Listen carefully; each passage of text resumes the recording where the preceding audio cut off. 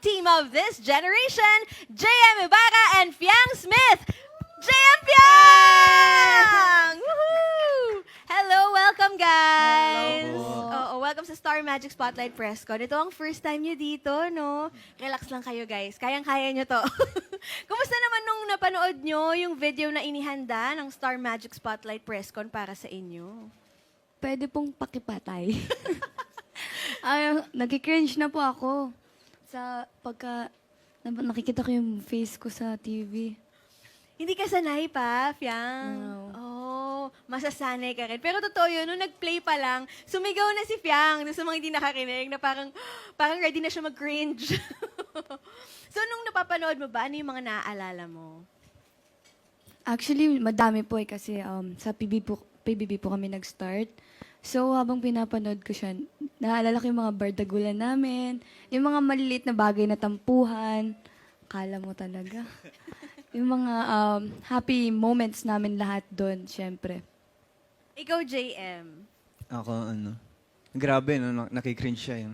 Samantalang ako, namimiss ko nga bumalik dun. Oh. Oo. Hindi, syempre, yung mga ginagawa ko doon nakaka-cringe. Ikaw, JM, ano yung nararamdaman mo nung napapanood mo? Meron ka bang specific na memories na bumalik sa'yo? Ganun. Halos lahat ng moments namin ni Fiang dun sa loob, wala lang, sarap lang balikan na nung time na yun, na parang natural lang na halos walang meaning sa amin. Hindi namin expected na gano'n na pala yung magiging engagement sa labas. Gano'n na yung magiging dating sa mga manonood. So, wala. Balik na lang tayo. Ay, gusto mong bumalik. Ikaw, Fiang, given a choice, gusto mong bumalik? Yes naman. Super, kasi sa loob ng bahay, walang noise. Kumbaga, pag nasa loob kami ng bahay, ang kailangan mo lang i-focus talaga yung panalo yung task nyo. Wala kayong pakisasasabihin ng ibang tao kasi wala naman kayong mababasa or marireceive na bad or hate comments sa loob ng bahay, especially walang phone.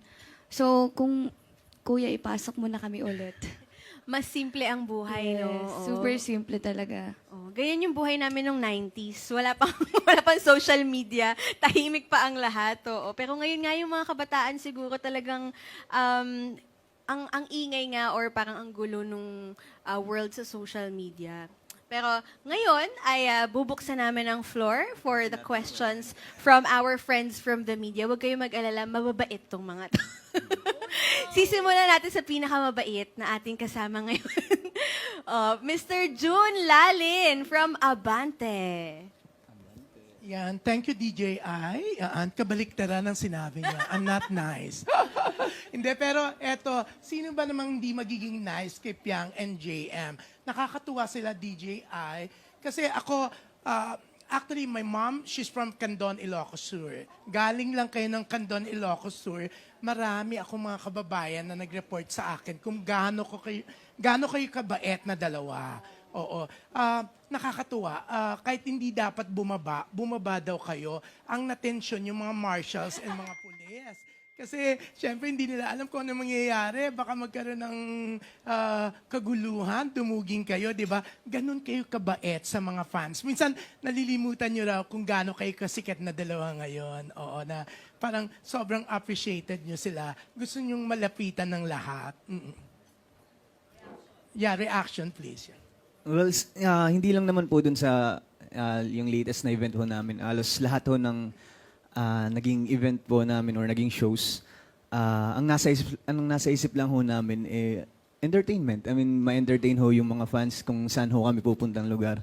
At pagdating naman ho dun sa kasikatan, hindi naman ho namin hinahayaang mag-sink in sa utak namin yung kung ano hong nararating namin ngayon. At I mean, kung sino lang ho kami noon, yun at yun pa rin ho kung yung araw-araw na nasa isip namin. At ayun po, nang sa ganun, wala hong magbago, at least hindi ho kami makain ng trabaho, ng industriyang to. I mean, enjoy lang. Ganun, no?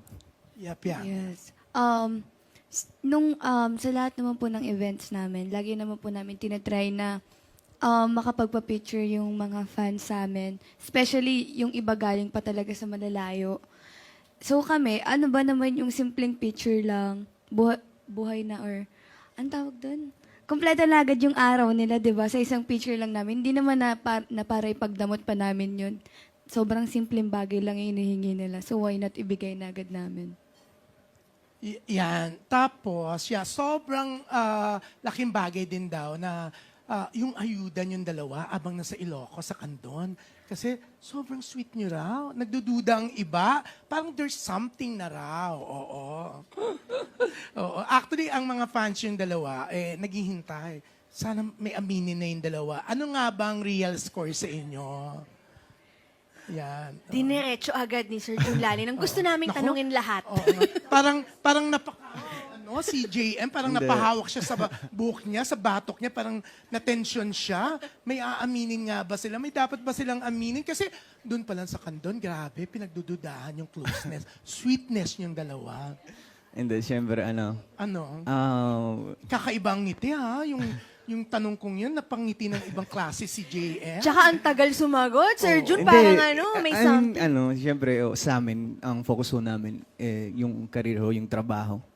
Siyempre, iba pa rin yung inspired. Hindi ho. I mean, as long as may pagpapahalaga, as long as may respeto kami sa isa't isa, sapat na ho sa amin yung ngayon. Sa ngayon, Sure of ka course. ha? Maraming gustong sumingit ha?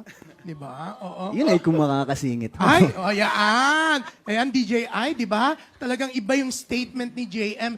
May Yung laban. kung makakasingit, di ba? Talagang, Yes. siyempre, bantay sarado grabe, di ba? So, Piang, Kasama ako sa pagsagot. oo, kailangan. Oo, kasi kaya para maging sweet, maging partner, kailangan kasama din yung girl, di ba? O kakaiba ang sweetness. Oo. Wala bang nililihim na something? Ay, naubo. Tubig po, Nakakaloka. tubig po. Ang masasabi ko po ngayon ay pinapahalagan po namin yung isa't isa. At masaya po kami. Tuwing magkasama po kami. Yun lang po. O, sa statement niya, kung may makakasingit ba? Bantay sarado ka nga ba ni JM? Pwede, posible nga bang may makasingit pa? Or wala nang makakasingit dahil mahigpit? No? Wala na makakasingit. Ay, ibang statement yan. Mayabang na naman ho ako nito. Oo, nakakaloka. Wala nang ibang makakasingit. Wala, bawal. Ay, parang may something na talaga sa dialogue mo. Reading Hindi. between the lines, yan. Amen. Ay, Hindi, masaya po kami pag magkasama. May work man or wala, masaya po kami. yan. And siguro, the way na magkasama po kami everyday, siguro doon pa lang naman po. So, kumbaga, si JM na yung gusto mo talagang laging kasama. Kasi nakita ko talaga yung kamay ni Piang, umawak muna sa gilid ni JM hanggang hawakan yung kamay. Ang bongga. Oo nga, Touchy. Oo. Masakit nga ho eh. Ay, ganon. Oo. Komportable po kami sa isa't isa.